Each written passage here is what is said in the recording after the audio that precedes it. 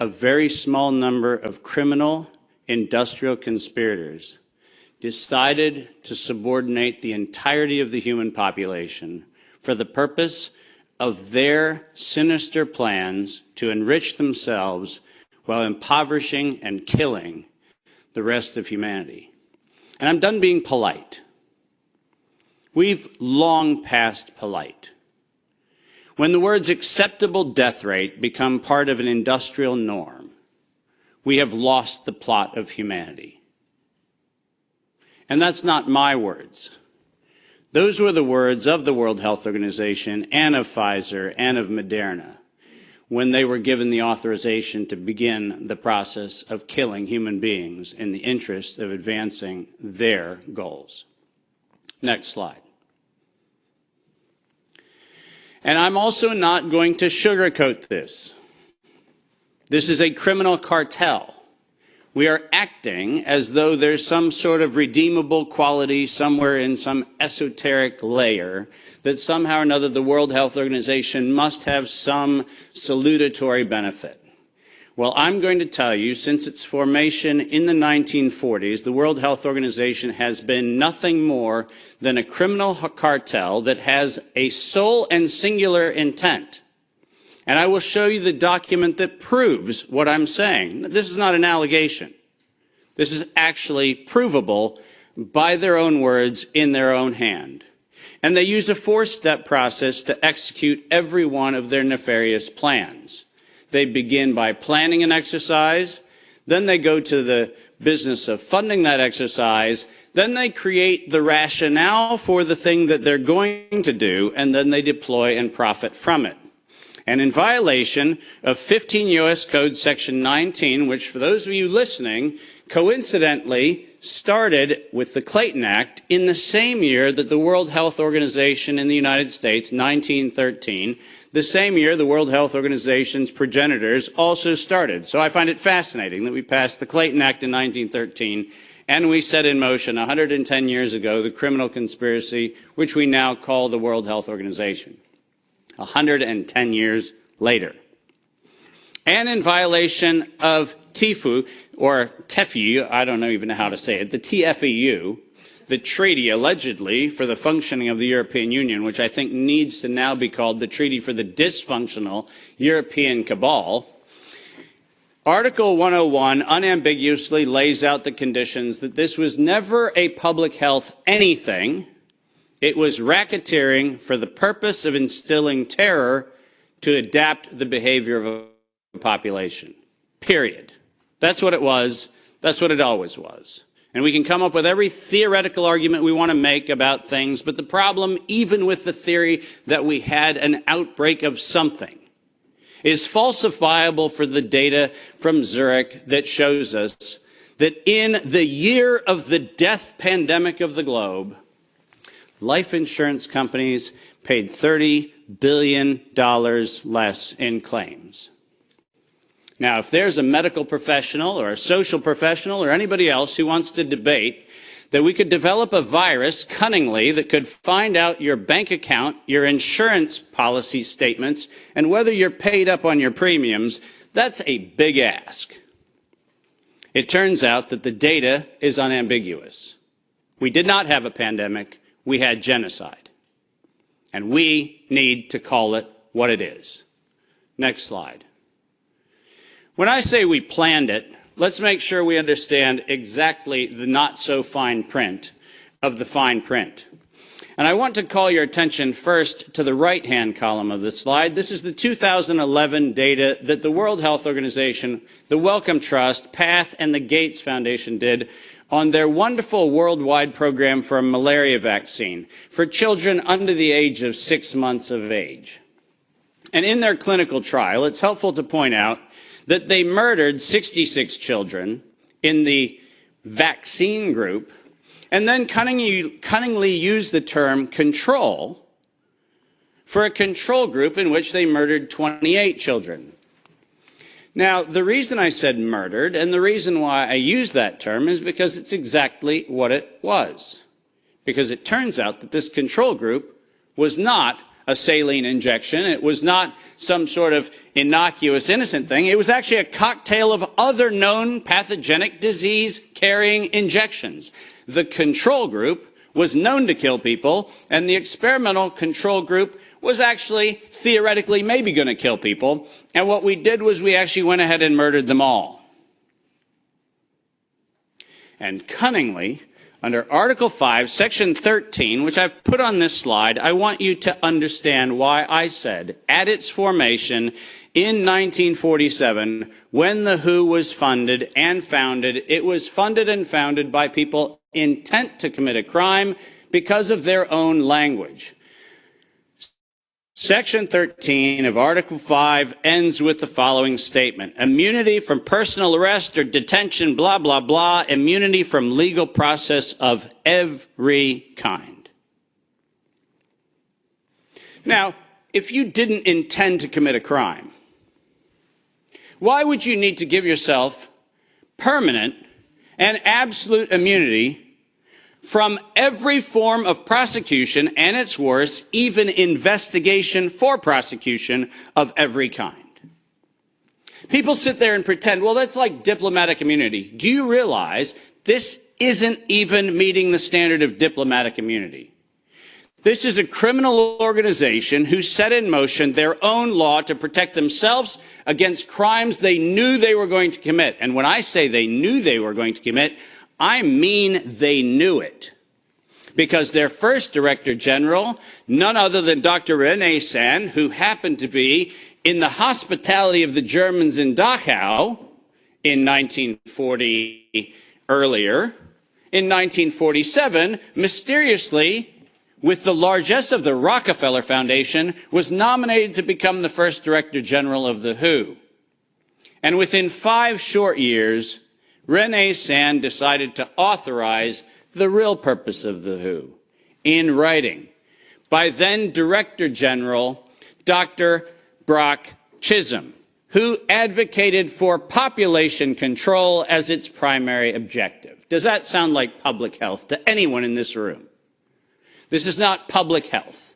This is the advancement of the same genocidal program that began with the Carnegie Foundation's funding of the eugenics office at Cold Spring Labs in the United States in 1913 under the philanthropy of Andrew Carnegie. People, stop fooling yourself. We debate the leaves on the tree of what we call this pandemic thing, but we're not going to the root. This was an organized crime, racketeering entity set up to give itself first absolute immunity and then execute its plans to make sure it controls who lives, who dies, and who gets any chance at life. And if you think that I am somehow inflating numbers, let me be unambiguous. Under every treatment of tax provision, if I were to tell you that there is an 88% controlling interest of any organization, you might conclude that that actually aggregates into a controlling interest. And it turns out that if we look at the foundation donations to the World Health Organization, 88% of those come from a single organization, the Gates Foundation. That constitutes a violation of every competitivist law in Europe and every competitivist law in the United States. This is absolutely not only not an independent, charitably funded donation, but more importantly, under the tax laws on both sides of the Atlantic, this constitutes directed donations which specifically are forbidden and do not have any place anywhere in the Charter of the World Health Organization or any of the UN-affiliated organizations. When I say this is a crime, I mean it's a tax crime, a racketeering crime, a money laundering crime, and now the crime of racketeering leading to murder and global terrorism. Next slide. I told you that the second thing after they plan it is they fund it. And why don't we use the criminals' language in their own words, because it's the best way to say it. When they actually planned the release of the use of a biologically modified chimera associated with the model derived from coronavirus, they actually said the following: to sustain the funding base beyond the crisis, we need to increase the public understanding for the needful medical countermeasures, such as a pan-influenza or pan-coronavirus vaccine. Now, let me pause for just one moment and remind you that the crisis that they were speaking of was a crisis of diminishing funding. There was no health crisis. This was a crisis of their coffers were starting to run dry. That's the crisis. And let's read on. A key driver is the media, and the economics will follow the hype. We need to use that hype to our advantage to get to the real issues. Investors will respond if they see profit at the end of the process. That is officially the statement made by the conspiratorial cabal that by that time was the decade of vaccines put in motion in 2011 by the Global Preparedness Monitoring Board of the World Health Organization, and it was the funding base for Peter Daszak's partnership with the chimeric production of pathogens both in North Carolina and in Wuhan. So don't tell me that we have to do an investigation into where this came from. The criminals have admitted to it in their own words. Next slide. And now we get the fun one that no one in Congress is willing to address, which is the elephant in the room.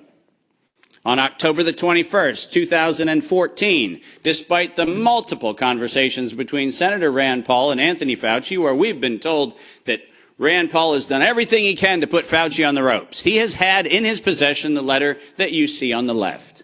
And it is the letter, conveniently on NIAID letterhead, sent to the University of North Carolina, Chapel Hill, which unambiguously states that during the gain-of-function moratorium, which, by the way, if we use the word moratorium, feels like that means you're supposed to stop. Why don't we go ahead and look at two pieces of this letter? First, the second bullet under Project 1, which, by the way, was not part of the original grant. This was to look at the novel functions of the virus pathogenesis in vivo. You know what that means? In living systems. The grant was supposed to be clinical simulations and models, but this grant was modified with this letter to say we were going to authorize gain-of-function research during the moratorium in living systems. And then we love the last paragraph of this letter, which conveniently says, as your grant is currently funded, this pause is voluntary. How many times have you met a voluntary moratorium? And the best part about it is that if we look at the very last line, or continue to conduct the applicable gain-of-function research until the end of the currently active budget period. But here comes the problem. You know who is supplying the budget? An indefinite term, unlimited amount contract from DARPA and from NIH. Isn't it convenient to have a perpetually funded project that needs to stop when the money runs out, when you find out that there is no point where the money runs out because there is no end to the thing that has no end? And lest you think that I'm making an allegation, which I'm not, I'm making an accusation. Let's be clear. And there's a big difference. I'm not alleging anything. They actually went to the trouble of telling us that it was going to be the Wuhan virus that was going to get us. As you see on the right-hand side of the screen, published in 2016, March 14th of 2016, the SARS-like Wuhan Institute of Virology Virus 1, and I quote, is poised for human emergence. Does that sound like we're just surprised that something in Wuhan went a little haywire in December of 2019? Or does it feel like we were told, look at Wuhan, and look at coronavirus, and look at what we've been doing to manipulate coronavirus in Wuhan and at the University of North Carolina, Chapel Hill, and lo and behold, we're going to go ahead and tell you that we're ready to release it in 2016. Next slide. We're almost done. And then they created it. Now, all of you know that I am criticized globally for my use of the term biological warfare. I do that because I am credentialed to do that.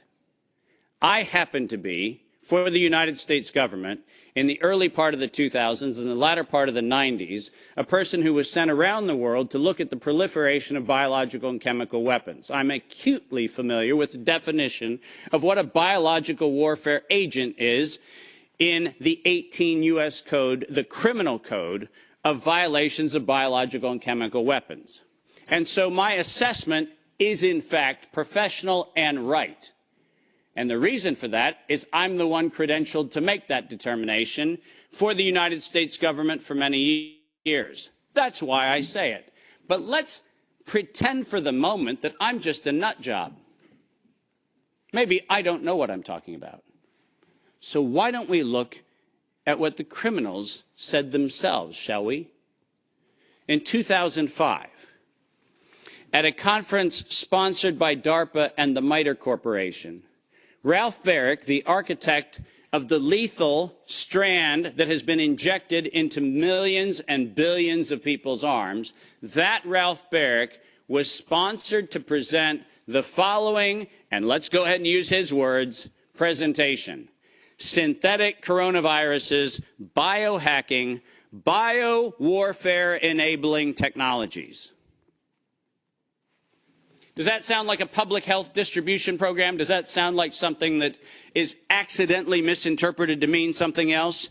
Or does biological warfare enabling technology sound like not countermeasures or pandemic preparedness? It sounds to me like biological warfare enabling technologies. And the reason why I have that hunch is what followed was he received, next to his NIAID grants, non-competitive DARPA grants in matching funds for over $140 million of aggregate funding going into his and his related programs on synthetic biological warfare enabling technologies. So do I have a problem calling the injection a biological warfare enabling technology? Absolutely not, because that's what they called it.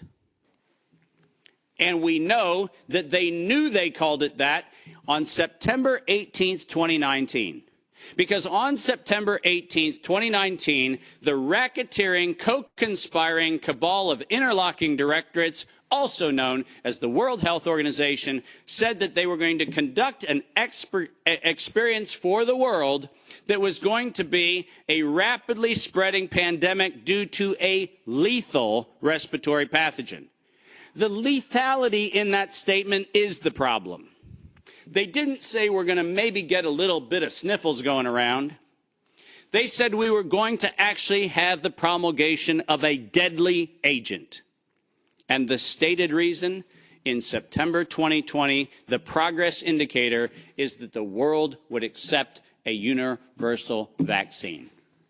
Not, we'll look at other options of treatment. Not, we'll have a look at what might be early intervention, as Dr. McCullough has so clearly advocated for in many, many, many instances. Not that. We stated on September 18th, 2019, we were intending to kill. And we were intending to kill to create the fear that would drive people to accept something that without coercion, no one would have accepted. And that's published by the criminal racketeers. Next slide, and there's only 2 to go if you're following. Deploy and profit from it. We were told investors will respond if they see profit at the end of the process, and lo and behold, guess what they saw? Profit at the end of the process. 2022, $100 billion for Pfizer of public funds. Moderna, after lying to the Congress in October of 2020 when they were asked to actually verify whether NIAID was promoting an injection that would enrich NIAID, where Anthony Fauci and the entire team at NIH said that they had no financial interest in their recommendation, They receive a back payment royalty of $400 million for the first payment of the royalty. $400 million. More than any Institute of Health has ever received in a single payment for a single invention in the history of American medical research. And lo and behold, what do we receive after that? A request from the World Health Organization to expand its budget by 11% to make sure that the people who profited from it donate to it. And guess what they just did? They laundered the money right back. That's what they did. Next, and now you get the final slide. This is not a public health crime. This is actually not a constitutional crime. This is a criminal act done by a criminal institution established to enable criminal behavior since its foundation in 1947. That is what this is. And we should not be debating the merits of democracy or liberty or anything else, as irrational as that would be if we stood at a bank robbery and debated the merits of printing dollar bills. The problem is not the dollar bills, it's the bank robber. And the problem here is not health, and it's not public health, and it's not the suppression of information and the suppression of dissident views and the absolute unconscionable treatment of physicians around the world and academicians around the world who spoke out against this. That's not the crime. The crime is that we had criminal racketeers who conspired and developed a, quote, emergency. The same criminal racketeers planned, manufactured, and did all agency capture to make sure that you were told that you would use terms that they tell you to use. Vaccine, face mask, health, social distancing, none of which had ordinary use definition. So we just used them. Criminal racketeers price fixed with interlocking directorates where known competitors came together and fixed prices in direct collusion in violation of both European Union standards and in violation of both the Sherman and the Clayton Act in the United States. These were crimes. It was organized crime, and we should treat it as such. Criminal racketeers publicly lied under oath, and this resulted in the death and destruction of liberty, and most importantly, the death and destruction of the integrity of well-meaning people who sit here today doing everything they can within their power to try to treat the calamities created by this catastrophe.